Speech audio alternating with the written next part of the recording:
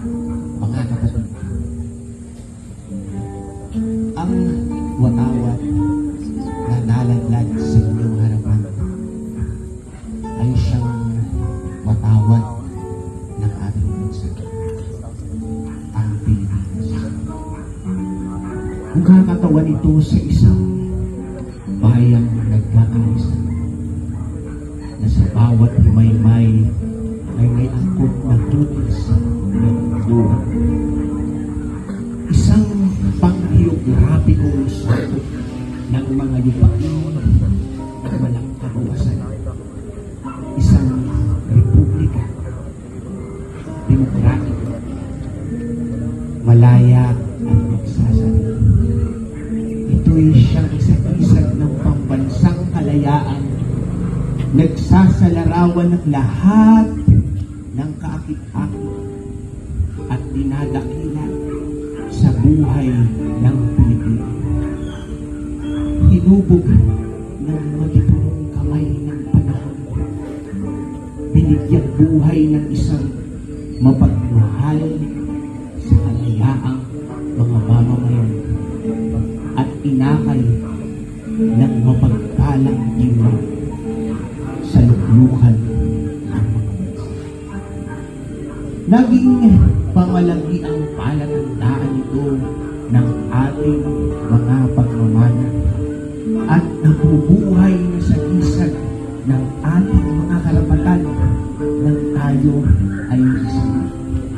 Sa kanyang pangalan, itinala ng kasaysayan ang pagkakatukos at pagkakatatag ng isang bansa. Ang kaluluwa nito'y mabubuhay hanggang sa wakas ng panahon. At ang kanyang matatayog na mga adhika ay matatapos lang kapag ang mga bansa at mga langit ay magpapaliw. Ang araw ay nangangahulugan ng kawalang hanggang buhay ng ating bansa. At sa isang palagi ang liwanag na tumapatnubay sa kapalaran ng ating bayan. Ang 8 silahis ay kumakatawan sa unang mga lalawigang nagkasama-sama. Maynila, Cavite, Batangas, Laguna, Nueva Ecija, Bulacan, Pampanga at Manila.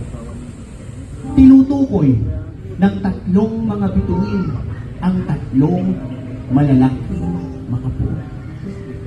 Luzon, Visayas, at Mindanao na inihandog sa atin ng kalikasan ayon sa kalooban ng buong may kapal. Ang puting tatsulok ay nagsasaad ng ating mapayapa at magiliw na mga hangarin. Gayon din ang katapatan at kawanasan ng ating mga gawain ng 3 mga simulain ng masuneriya. Pagmamahal kapatid, pagsaklolo, at katotohanan. At ng mga banal na panuntunan ng pananalig, pag-asa, at pagtulong. Ang bughaw na kalawakan ay nagpapakilala ng ating pag-ibig sa inang bayan, ang ating matayog na panuntunan at hangarin.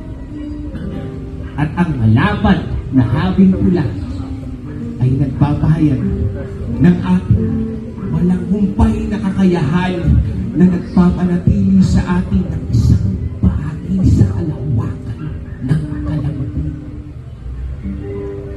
Sa kabuuan, ang tatsulok, ang araw, at 3 mga bituin na bumubuo ng ating watawat ay maliwanag na sagisag ng pagkakapatiran ng tao sa ilalim ng patnubay at pagitin ng Ama ng Diyos. Tulad ng pinangarap ng ating mga ninuno, naway pumailan lang ito sa ibabaw ng lupain ng maliligayang mga mamamayan sa habang.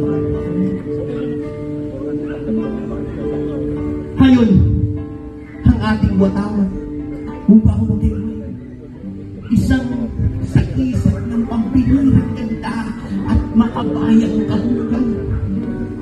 Ang palagiang ulirang pananglaw ng ating mga mamamayan sa isang payapa, nagsasarili at malayang pamumuhay. Magpugay kayo dito sapagkat ito ang kabuuan ganap ng kaligayahan ng ating mga ninuno sa kalaunan mga siglo na naman. Ang kalimit sapagkat ito ang watawat ng magigiting ng mga anak ng ating si Sulaiman at Gabriela sila. Damhin ito sa inyong mga dibdib sapagkat ito ang banal ng watawat na minumutya natin Pilipinas. Ingatan niyo ito sa inyong mga puso sapagkat ito ang palatandaan ng ating mga kapatid na nagbuwis ng buhay sa pakanan ng ating bayan. Mahalin niyo ito sapagkat ito ang walang kasing halagang alaala ng ating bayan na mananatili magpakailanman sa lahat na magiging katayuan natin sa buhay. Igalang ninyo ito ng lubuso sapagkat ito ang nabubuhay na diwa ng lupa ating silangan. Pintuhin ninyo ito sapagkat ito ang banal na tibabal ay pinagtakip sa duguan at luray na katawan ng ating mga kawal na nagamatay. Magpala at iala ito sa may gabay sapagkat ito ang bunga ng pagpapakasakit ng ating mga bayani na mamayapan at magtiwala sa makapangyarihang Diyos at sa makataong katarungan upang ito'y mapamalahim sa inyo, sa inyong mga anak at iaanak pa ng inyong mga anak. Luwalhatiin at lalong higit na pagpalain ng ang mga namatay sa kapakatan ito. Sana hindi nangamatay ng walang